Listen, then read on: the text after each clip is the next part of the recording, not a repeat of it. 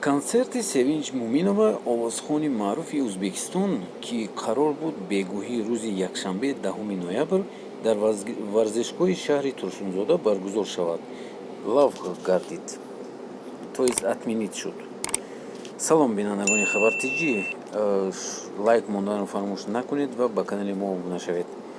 масъулони баргузории ин консерт ба соҳибони чипта дар варзишгоҳ эълон карданд, ки Севинҷ бо сабаби маризи натавонистааст ба Тоҷикистон ояд, аз ин хотир чорабинӣ лағв мешавад.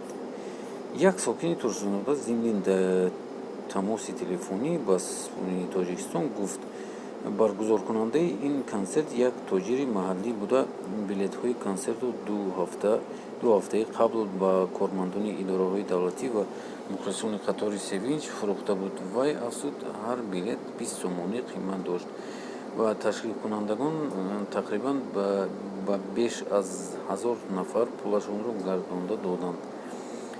худи овозхон дар саҳифаҳои расмияш дар шабакаҳои иҷтимоӣ то ба ҳол шарҳе надодааст.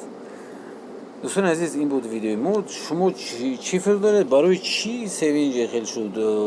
Вай касал набудааст, вале намедонем.